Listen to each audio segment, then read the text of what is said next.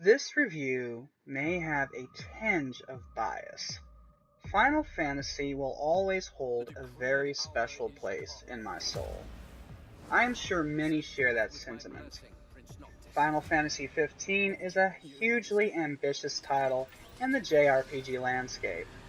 I have never played a game that was remotely similar to the grand scale and serene sense of joy that encompasses this hypnotic experience.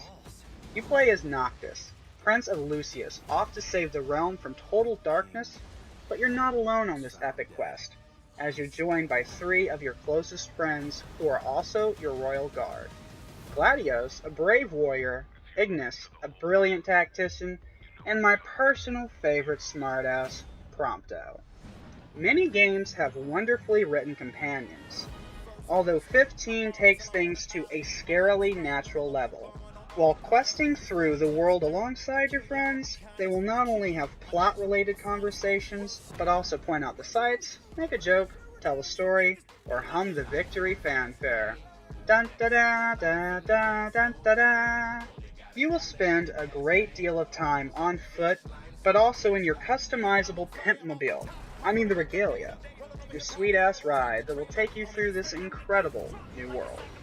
Trekking through Lucius will have you visiting many small settlements, but also huge, expansive cities that are simply awe-inspiring. The main storyline has what may seem to be a cliched plot at first, but upon greater inspection you discover that was very intentional. The main quest will last at least 60 hours, which is a long time to string a complex plot along.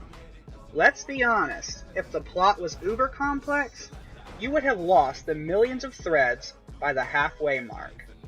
Square wisely chose to focus on crafting a vividly realized world and characters that are both memorable and relatable, even within the melodramatic framework Final Fantasy is known for. The plot is simple but effective due to the excellent world building on display, but more than that, it manages to be one of the best stories in the series, due to its superbly written characters.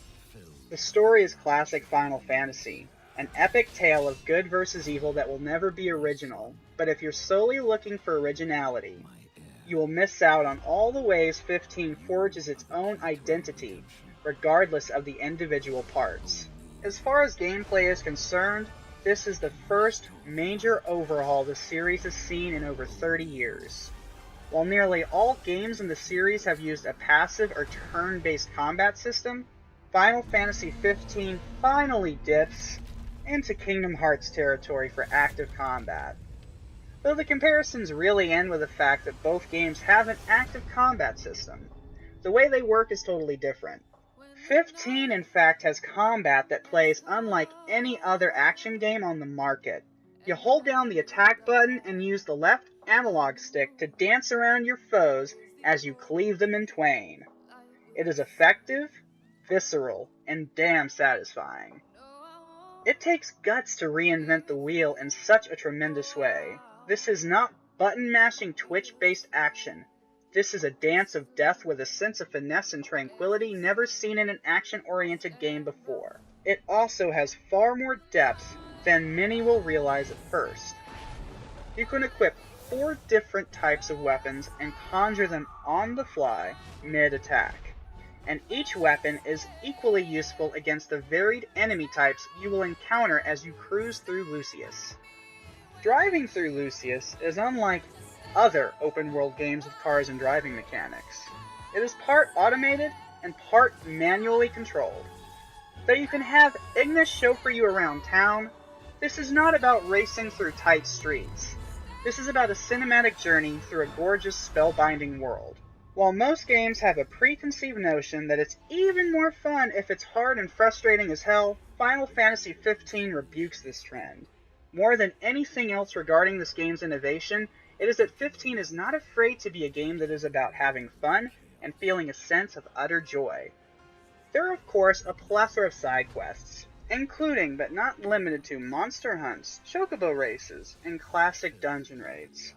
This is where the game's challenge comes in. The side content features a greater challenge than the main quest line. Yet, as is true for the entire game, it never becomes stressful.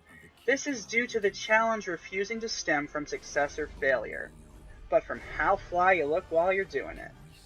Battles are always fun no matter if it's a flashy and fluid ballet of teamwork, or a constant back and forth full of strife.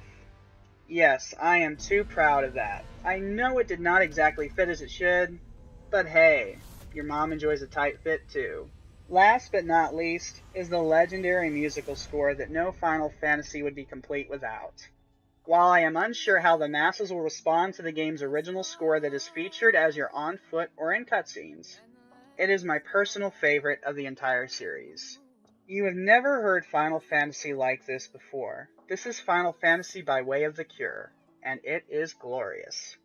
We are living in an age where it seems rather pointless to assess how stunning a big-budget game looks. Yet 15 is worthy because unlike other games that are content to look realistic with their lighting and effects, which 15 does better than most, where it truly knocked its visuals out of the park was with its original and bold artistic vision. Like all games, 15 will not appeal to everyone. Those with a cynical worldview will likely despise it. But if you give this cerebral experience a chance, you will inevitably fall in love with the breathtaking journey through a stunning work of art.